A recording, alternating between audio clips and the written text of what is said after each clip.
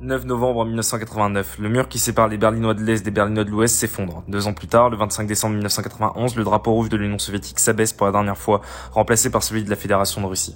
La perestroïka amorcée par Gorbatchev, volonté de moderniser un régime soviétique à bout de souffle, est un échec. Cette pièce de théâtre à deux acteurs qui opposait un Occident capitaliste à la sphère d'influence communiste s'achève après presque un demi-siècle à rythmer la vie géopolitique mondiale.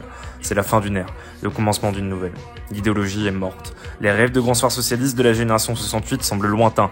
Leurs enfants sont ceux du monde du dollar, de Walt Disney, du consumérisme et du statu quo. Fukuyama décrète la fin de l'histoire, l'ordre du monde occidentalo-libéral est devenu hégémonique. Les enfants de la décennie 90 grandissent dans ce nouveau monde. Les vieilles cultures européennes ont perdu leur singularité respective, au profit d'une américanisation omniprésente. De la consommation au rapport au monde, du cinéma à la télévision, de la langue jusqu'à la musique, une culture occidentale homogène émerge. L'effondrement du bloc de l'Est empêche la conceptualisation même d'un autre paradigme. Cerise sur le gâteau, Gorbatchev, Gorby pour les intimes, apparaît sur une publicité pour le géant américain Domino's Pizza. C'est probablement Thatcher qui le disait le mieux. There is no alternative. Cette décennie est marquée par une relative insouciance. Les mots d'ordre du mythe américain sont dans tous les esprits. Self-made man, apparition d'Internet, progrès technologique, libéralisation des mœurs, les sociétés du vieux continent jouissent sans entrave de ce nouveau monde qui semble pacifié et pérenne. C'est la Pax Americana. La fête semble se poursuivre sans accroc, et pourtant, Dieu sait que la gueule de bois va être rude.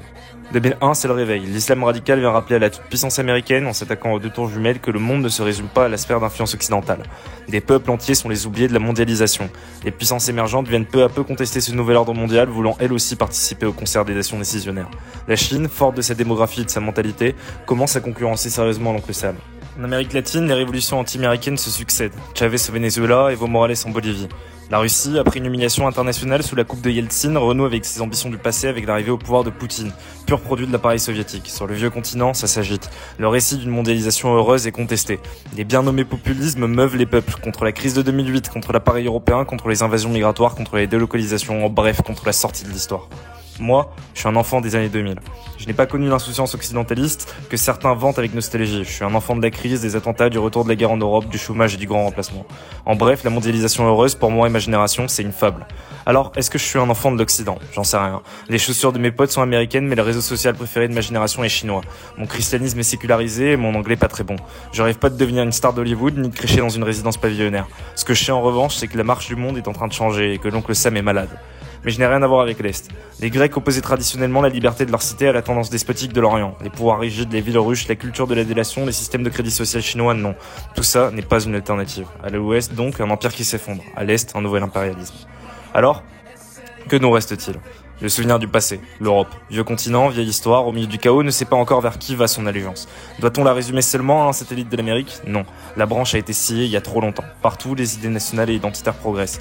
Les peuples d'Europe s'éveillent, tâtonnant pour retrouver leurs racines, leurs identités et leurs pulsions de vie.